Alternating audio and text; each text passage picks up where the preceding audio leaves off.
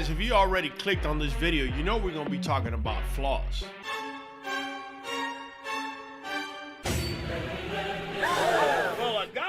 Now, the flaws we're going to be talking about are pretty prevalent amongst bully breeds across the board. But you could have a dog that's not bully breed that could also have a lot of these flaws that we're going to be talking about. One of the first flaws I want to hit on is going to be king tail. So king tails, in my opinion, originated more from the bulldog and even pug side of the family. You see, way back when in Asia, they started inbreeding mastiffs over and over again. And even in Rome, they were actually inbreeding mastiffs as well. When you start inbreeding dogs, what ends up happening is they start getting smaller and smaller. And that's where the bulldogs come from. Yet, you know them bulldog traits, man, they're really strong once you bring them in. It's got mostly to do with all that inbreeding. I knew it. I don't know what they were doing in Asia. It seems like they bypassed the bulldog stage and went all the way down to the pug stage, if you know what I mean.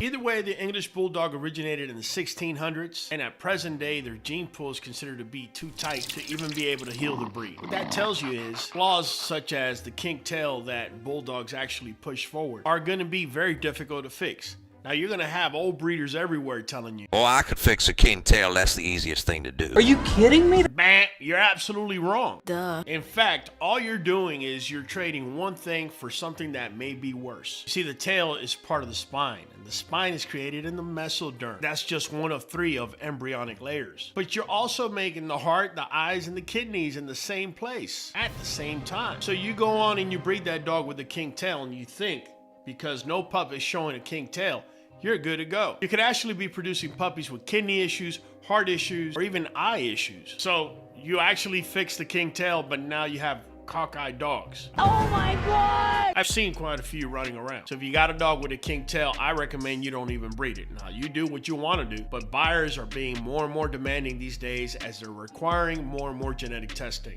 And that's where they could see under the hood. So kink tails, man, just stay away from it. Next up, we're talking about high rear. You know what I'm talking about. You gonna learn today. The one they try to hide whenever they're stacking a dog in the ring, but the minute the dog's gotta move, the rear pops right up. Yep, that's the one. Very prevalent within this breed, especially with the American Bully XL. But don't be acting like you don't see it in the other classes, because it's alive and well. Now, high rear could be due to many reasons. It could be due with an elongated femur. It could be with stifle issues. You don't know what stifle issues is. It's when they're walking around like they're on stilts.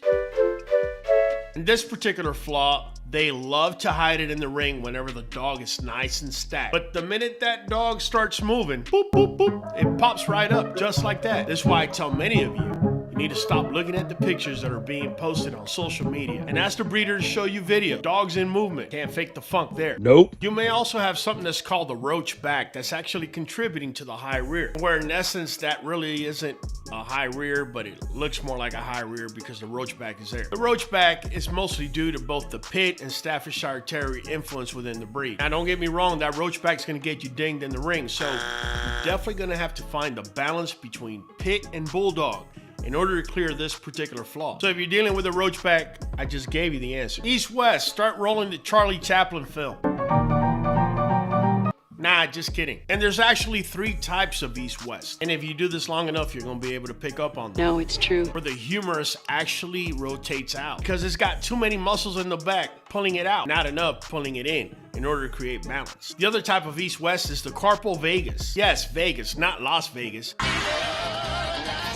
Vegas. And you're going to be noticing that the leg is straight coming down, and right when you get to the carpal or the wrist area, you're going to notice how it starts pushing outward, or you can even see a rotation outward. This is mostly due to lack of muscle strength supporting the carpal or the wrist, whatever you want to call it. And the last one, angular limb deformity, I'm going to let you know right now, it's strictly genetic. You can't fix it. Unfortunately, these dogs have been bred for this particular look, and at some point in these dogs' lives, they're going to be living a painful existence. Ian Fountain is committed to ensuring a beloved 1-year-old puppy gets the life she deserves. The dog's legs have grown so severely out of place, she can barely walk and is in terrible pain. She needs extensive surgery, and it won't be cheap.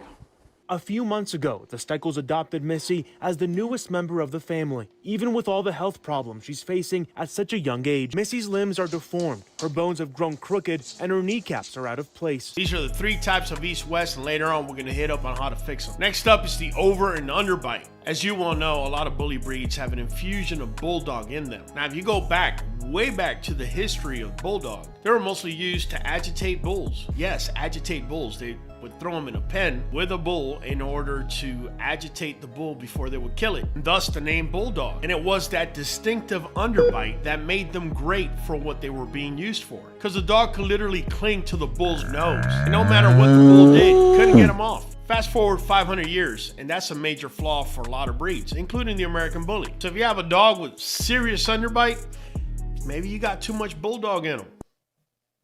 Hint, hint. The opposite side of this flaw is actually the overbite. We can attribute that to a variety of issues. Seeing that many bully breeds, including the American Bully, are composite breeds, you can see where blaming terriers or even mastiffs can be an easy way out of just blaming it on another breed. I think it goes deeper than that. You've got to go deeper. If you grab an American Bully XL, which is the largest expression accepted by the registry for American Bullies, and you cross it with a smaller American Bully, say a classic, then you can have a disproportion with the lower jaw being considerably smaller, and thus you're gonna have an epic overbite. Described by some as the world's ugliest dog after starting life as a rescue mutt, Tuna, the Chiweenie, has certainly turned his fortunes around. Now that can be fixed, but it's gonna take quite a bit of time. Same goes with the underbite, so you're gonna have to make a decision. Do you wanna breed it out, or you just simply wanna start over? Now this last one I'm gonna talk to you about is a default fault. Default. When it comes to showing in the ring, but many people may just enjoy what they see. I'm talking about none other than a furless American Bully. Yes, you heard me right, furless. I'm not here to question anyone's preference. If you want a furless American Bully, more power to you. But as of this minute, putting a furless American Bully in the ring, it's an immediate fault. Did I do that? As last time I checked the ABKC breed standard, I'm beginning to think they didn't even fathom this. As it states, coat, short, glossy, close, stiff to smooth to the touch, coat no longer than ½ an inch in length. Faults are curly or wavy coat. Serious faults, long coat. If you notice, short coat is not even an option. Now me personally, furless is just not an option, as I feel that the animal needs to coat in order to receive protection from its immediate environment.